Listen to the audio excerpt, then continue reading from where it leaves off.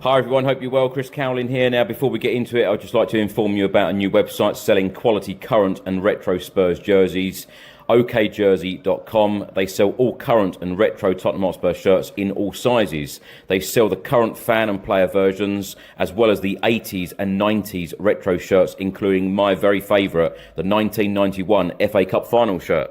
You can order very easily from okjersey.com, and if you use the code Chris, you will receive an 8% discount off your final order. You can also use the QR code on the top left of your screen. And by the way, they also have some training wear here and the 25-26 colour special edition jersey.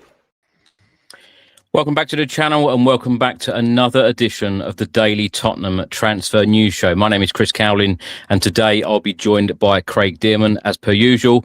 Now we'll be covering all of the latest Spurs news, rumours and reports. We are broadcasting live on YouTube, Facebook and X. If you're watching on YouTube, please do hit that subscribe button, press the like button, comment below and turn on that notification bell so YouTube informs you every single time we go live and upload a video. Now, it is day 12 of the January transfer window. Of course, it closes on the 2nd of Feb at 7 p.m. There are 21 days to go. Now, there has been some breaking news literally in the last 5 minutes. An exclusive from David Ornstein from The Athletic. He has just reported that Tottenham Hotspur are closing in on a deal to sign Conor Gallagher from Atletico Madrid. Clubs nearing agreement after Tottenham have just made a €40 million proposal expected to be accepted by the Spanish club. 25-year-old England international believed to be keen on the move to Tottenham. Now, I was about to read the following reports on this story because on Sunday, Football.London stated that Tottenham have renewed their interest in Conor Gallagher, but they aren't the only Premier League club on signing the former Chelsea captain, as Aston Villa are interested. Tom Barkley on Monday morning from the Sun newspaper, he stated that understand Aston Villa are in for Conor Gallagher with a possible loan obligation move from Atletico Madrid. Believe Spurs at this point are not keen on the England man. On Monday afternoon, Fabrizio Romano said that Aston Villa verbally agreed deal with Atletico Madrid today. Tottenham also asked about Gallagher deal conditions after Bentancur injury. Villa had initial green light from Gallagher, but waiting for next steps on player side. The Daily Mail this evening have stated that Tottenham have been told that a loan deal for Conor Gallagher is not on the table unless it includes a clear obligation to buy. And BBC Sports have just stated that Spurs have now entered the race to sign Conor Gallagher, and sources are indicating that Tottenham's interest in Gallagher is both concrete and accelerating. Villa's interest is also said to be the most advanced. And the Daily Telegraph have stated that Conor Gallagher is intent on moving to Aston Villa despite interest from Spurs. So there are a lot of mixed reports, but the very, very latest in the last 5 minutes from David Ornstein is that Tottenham are closing in on a deal to sign Conor Gallagher, €40 million. So it will be a permanent deal. Craig, what's your thoughts on this one? It's amazing how this deal has flip-flopped all day. You know, and from yesterday as well, like you say, Give Me Sport reporting something different. Tom Barkley came in, there'll be Wernium for him, as you say, and then the Daily Mail reported something different. And now this breaking news from David Ornstein. So it does look like perhaps the Bentancur injury has forced their hand to go all in on Gallagher. Definitely. I think that's definitely what Spurs have done there. And finally, it looks like they're showing a bit of intent to get a player in that is going to fill a void. Obviously, we want to see other players come in, but this was a desperate situation in the centre midfield there. So hopefully we can get this one over the line. Conor Gallagher is a player that Spurs have long touted and long liked. I was never 100% sure whether he was a Tottenham player, but when you actually think about it, it does make sense. This deal, £40 million. He was very good actually when he went to on loan to Crystal Palace that season. I thought he was very good for Palace, but obviously you essentially link him with Chelsea most of the time. So for me, if we can get this deal done, that's going to be a bit of a coup, because it looked for all intents and purposes that he was going to be off to Aston Villa. Might still happen, of course. He's not over the line yet, but it's good news. Now, Craig, let's come to talk about Rodrigo Bentancur, because, of course, this is why Tottenham are in for Conor Gallagher. But the Times have stated anyway that Spurs already had a creative passer on their list of priorities for the January and summer transfer windows. But the search is now more urgent, given that Bentancur now needs surgery. Bentancur is set to miss the next 3 months after picking up a hamstring injury in the game against Bournemouth. And the Daily Telegraph also stated that Tottenham are likely to move for a new midfielder in the January market following Bentancur's injury. This is a big blow to Thomas Frank, isn't it? And, we've spoken about injuries, well, it feels like for a very, very long time, particularly the 2 seasons under Ange Postecoglou. A lot of people blamed Ange for a lot of these injuries, his training methods and so. But we have had just as many injuries this season under Thomas Frank. Yeah. Can't exactly blame Ange for the injuries this season. Exactly, yeah. So it's just something. Is it bad luck, or does it go deeper than that? Very strange that we've had injuries plenty already this season. It's not probably quite to the amount that Ange had to deal with at some point, but he's certainly approaching it. What I'd say about Conor Gallagher, is he a progressive passer? Would you say that was the main part of his game? I'm not so sure, but it's surprising if it's a straight choice. Somebody said there in the comments exactly what I was going to say. If you had the choice between Villa and us, I'm surely you would choose Villa, unless it's the attraction of coming to London, because it could be an issue, could be a wage thing. Apparently, he's on £200,000 a week at Atletico Madrid. Are Spurs going to pay him that? Who knows? That sort of information will come out later on if the deal progresses, of course. But is this a reactive move from Spurs, though, purely because of the Bentancur injury? Were they going to go for the likes of Conor Gallagher? Either way, we need a replacement. So it's good to see that the club have acted. Is this a show of ambition to sign someone like Conor Gallagher from Atletico Madrid? And you mentioned his wages there, Craig. That's a very, very interesting point. I have seen various reports stating that his wages are between £250,000 and £350,000 a week. Is this the start of Tottenham Hotspur changing the wage structure? We'll wait and see on that when it's reported how much he's going to earn. I mean, it'd be a bit of a travesty, in my opinion, if Conor Gallagher's earning £250,000 a week and Mickey van der Ven's earning 90, for example. I mean, these figures are ridiculous anyway. We know that, but it is what it is. You can't change the wage structure. But Christian Romero, how happy would he be for Conor Gallagher coming in and earning more than he does? So I can't believe he's going to be earning £300,000 a week. I'm going to guess 150 would Spurs go to, but that's just a pure guess on my part. But again, this is something that's going to come out, you would hope, within the next day or so, if they can get this deal done. Yeah, as I said, that is breaking news. That is the very latest from David Ornstein from The Athletic. So things are moving very quickly on this deal. Will he choose Aston Villa or will he choose Tottenham Hotspur? Craig, you want to talk about another potential signing? Well, I wouldn't say. So we did touch on it yesterday, but it's again. Look, make of it what you will. Fichajes in Spain, very speculative outfit, but I'm going to talk about it because it's out there. So Fichajes claiming that Spurs have placed a bid or certainly interested in Brahim Diaz of Real Madrid. He's currently in Morocco for the Africa Cup of Nations, having a very, very good Africa Cup of Nations, actually. Scoring goals, assisting, and Morocco obviously through. So he's still out there. Apparently we are in for him now, haven't we? Haven't seen a great deal other than what Fichaches have said about this deal. No more real concrete stuff to bring you on this, but I thought I'd mention it because the story is there again. And would Brahim Diaz be an exciting signing for Spurs? I mean, he certainly knows where the back of the net is. He hasn't really played for Real Madrid much at all this season. That's all I'd say. So would he get the fans excited? Would that be a big signing? Not so sure myself, but it would certainly be reinforcements in a position where we're desperate for, really.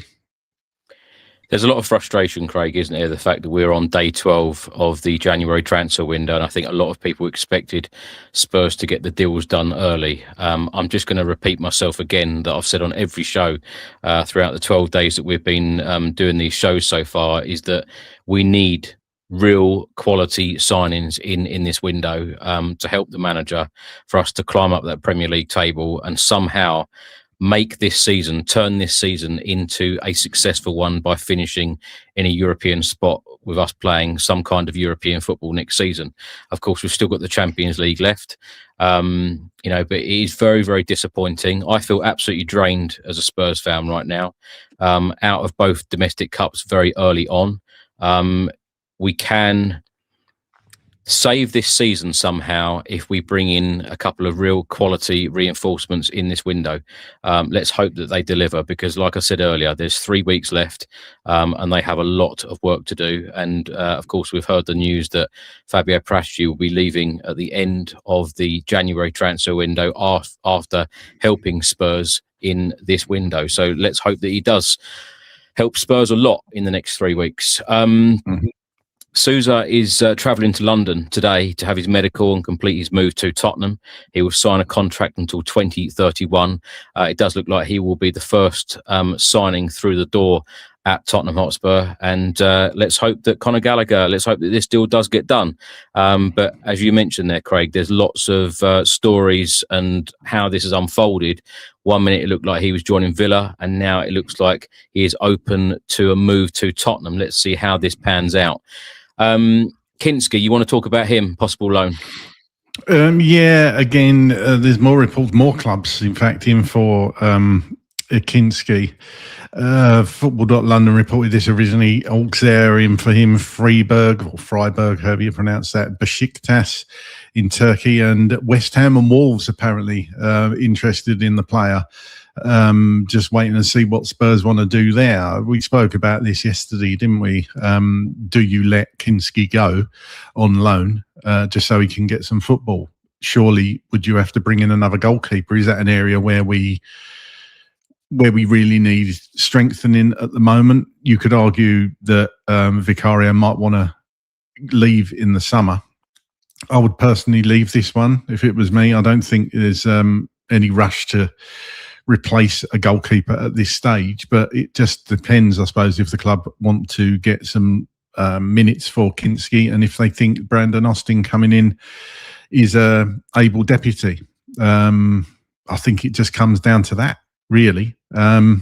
I'm surprised, and I can totally see why Kinski might want to move away now, because you think he would have been thinking to himself he'd get some minutes in the cups, and of course we're out both of the cups. He's not going to play in the Champions League, you wouldn't think so. The player's going to want to play minutes, so yeah, I think there's something the club's going to have to look at, but I don't think it's a priority. It's interesting, isn't it? In the pre-match press conference to the Aston Villa FA Cup game, Thomas Frank said that we are going to go strong. Indeed, he went strong, the strongest possible lineup with the amount of injuries that Spurs have got at the moment. But you're absolutely spot on. He started 2 games under Thomas Frank this season.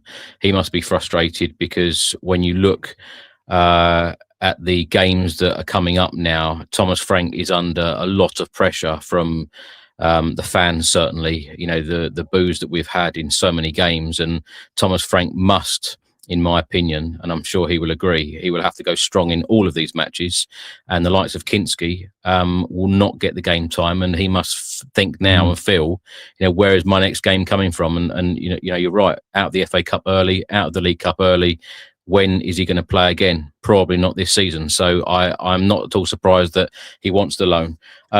Matisse Tell is another one who apparently wants a loan. The Guardian have stated that Tell has informed Tottenham he is open to leaving on loan. There is no suggestion at this stage that he wants a permanent move away from Tottenham, but he does want more game time, and various reports, including The Guardian, have stated that he is frustrated at the lack of game time under Thomas Frank. And various reports, including from Fabrizio Romano, have stated that he wants game time because he wants to try and get a place in the France national team, as he is very ambitious that he wants to go to the World Cup in the summer. First of all, Craig, is it realistic that if he left and did extremely well at a club, and Fabrizio Romano in the last 24 hours has stated that, and he retweeted his tweet as well today regarding this, that Paris FC are interested in Tell. If he had a fantastic couple of months, is it realistic that he could get in that France squad for the World Cup in USA? I think he could probably get in the squad. Whether he gets in the starting 11 is another thing. I suppose the player would take that in stages anyway, just be happy to be part of the squad. But France is such a strong squad anyway, aren't they? So what's there going to be? 6 places for front players in the France squad. So he's got his work cut out to do that. What he needs to do, if he's got any chance of getting in that squad, of course, is to play regular football and score goals and assist goals. Is he going to get that at Tottenham, or does the player think that he's got more of a chance going somewhere else where he's going to be playing regularly to do that? I can't imagine that Tell is going to be a regular starter under Thomas Frank at Tottenham, especially if we bring in he is at the moment because of the injury situation, but if we bring in somebody, a left winger, is he going to get many minutes? Probably not. So for the player, he's probably going to want to leave on loan. But that again is going to be one for later on in the window, because you surely can't let Tell go out without getting in a replacement first. We have literally got breaking news in the last 30 seconds from Italian journalist and transfer expert Fabrizio Romano. Breaking news: Tottenham are hijacking Conor Gallagher deal following verbal club-to-club agreement with Aston Villa. Atletico Madrid accepted Villa loan plus option to buy clause proposal today, and now Spurs match and improve their bid. As David Ornstein has reported, Tottenham Hotspur at this stage are confident. It's amazing. Yeah, it's amazing how quick things do.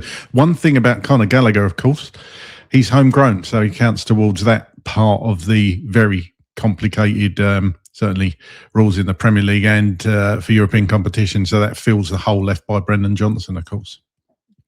So very interesting. Absolutely. I feel like a lot more is going to happen on this story in the next hour or two. Another one, Craig, reports in Brazil. Tottenham Hotspur made an offer to both West Ham United and Lucas Paqueta, which trumped Flamengo's bid. However, the midfielder said no and made it clear he wants to return to Brazil. More reports in Brazil are stating that Tottenham offered £50 million for Lucas Paqueta, but the player does not want to join. Fabrizio Romano has stated that personal terms have been agreed between Flamengo and the player.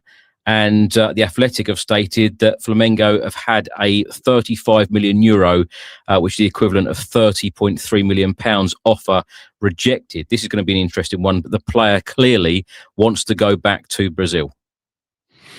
Yeah, and that's the situation for a lot of players. South American players just want to go back home and play football. And if it's family, whatever it is, you can't say anything about it, can you? You can't blame the player for wanting to go back to his home country.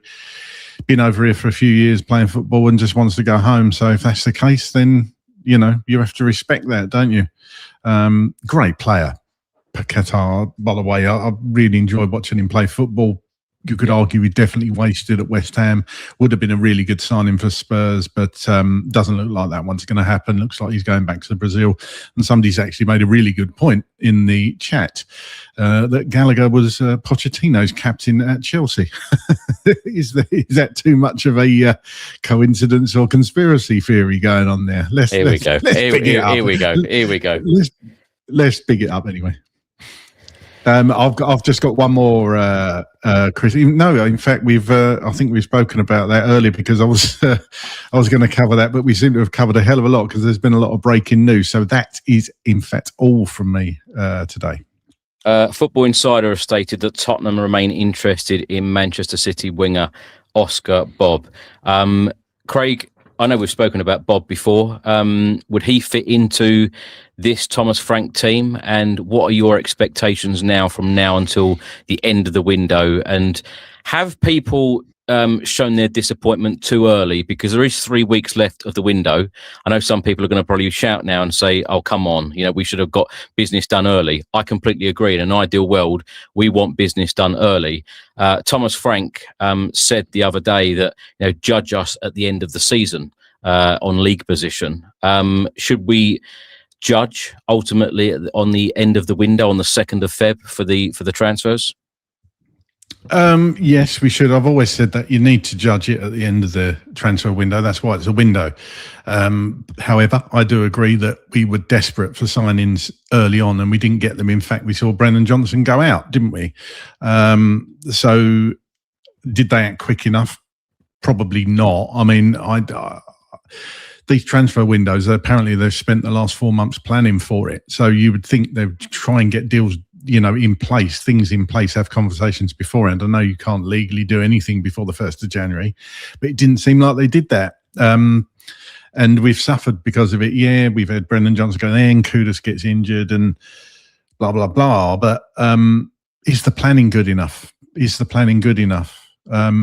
I suppose if we sign 3 or 4 players that are going to really make a difference to the squad come the end of the window, most of us won't care too much if we can start climbing up the Premier League, because essentially that's probably realistically all we've got to play for, because the Champions League is, let's be fair, it's a bit beyond us. I'd be amazed if we won the Champions League. Don't get me wrong, I'd love it, but I just can't see it happening.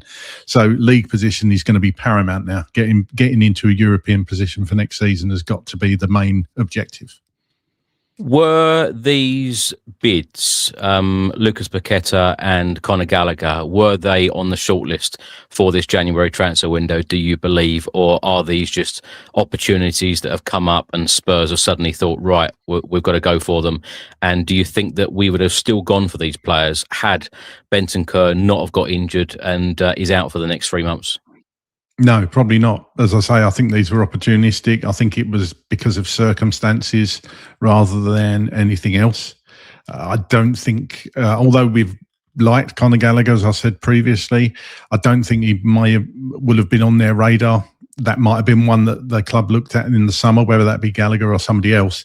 But they've seen where the problems are, and they've gone in for him because they think he can fill a hole and do a job and fill a void. And the fact that it kind of shows how desperate they are to get the player in, because they've gone in with no loan option or anything like that, isn't it? This is a straight purchase as far as we're led to believe. So, that shows intent, I suppose. They didn't want to entertain the loan. No, they didn't want to. No, but the Villa, they wanted, Villa was discussing a loan, I think, as well, or loan with an obligation or something, but we've just gone in with a purchase. So yeah, I think there's definitely an element to being opportunistic, but I would say it's circumstantial. And the situation we're in at the moment, they realise that we need a player in that position. And as I say, I know it's boring, but the homegrown element, our squad is light on homegrown players, so they've got to readdress that as well. Yeah. Craig, whenever we've done Tottenham news videos or any other additions on this channel, whenever we've mentioned Conor Gallagher, there has been a real mixture of opinions, and that's very normal for the Spurs fan base. It's always very, very mixed. Where do you stand on it? Is he a better player than currently what Tottenham have got? And do you get that? Do you get that sort of mixed opinion of, some Spurs fans think he's a wonderful signing and some clearly don't? I'm kind of in the middle, to be honest with him. He's not the sort of signing that's going to get you off your feet and get you all excited and that sort of thing. He's never a sort of player that's going to be in for winning the Ballon d'Or or anything like that. But he is a steady player. He was obviously regular or fairly regular at one point, England international. He can definitely do a job in there in the position we want him to. And he knows the Premier League. And I think that's what the main thing the main takeaway I take away from it. He's a player that is Premier League proven. He's played in the Premier League. That's what a lot of us have been asking for. Don't bring in players with zero Premier League experience. And Conor Gallagher will give you that. And Conor Gallagher will know, he knows the ropes, doesn't he? He's been there and done it. So in that essence, in that respect, he is one of those players that should hit the ground running, you know? And that's a good thing, in my opinion. That is a good thing. But as for the signing itself, it's probably only come about because of the situation we're currently in. Sky Sports have just reported that Tottenham are now close to agreeing a deal with Atletico Madrid to sign midfielder Conor Gallagher. Discussions between the clubs are for a permanent transfer.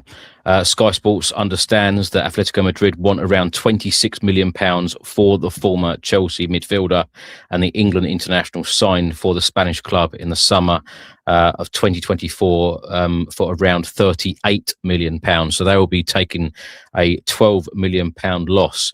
Gallagher, 25, has a contract with Atletico Madrid until the summer of 2029. With Villa also interested, Craig, what's your gut feeling saying? Is he going to be wearing a Spurs shirt or a Villa one? This seems to be moving quite quickly now. So my gut feeling is that he comes to Tottenham. I know people out there that really want this signing are going to be a bit worried and think Villa are going to gazump us. I'm not sure Villa are in the financial position to be able to do that. So I don't think anybody's going to stand in our way. Sounds like that this is fairly advanced now. So fingers crossed Spurs can tie this up. Hopefully they've learnt from the Eze debacle and other signings that we managed to let slip away. Perhaps they've just gone in with a different mindset and a different tactic and actually going in and doing it like you see other teams do, like Manchester City. So if you're asking me, do I think he's going to be a signing? I would say at this stage, with all the information we have, yes, I do. Okay, right, that's all we've got for today. And I'm sure we will be back very, very soon on this channel talking about more transfers because, as Craig said, this is developing very, very quickly. So thank you so much for watching, everyone. Thanks for listening. And we will see you again very, very soon. Have a good week. Keep smiling and come on, you Spurs.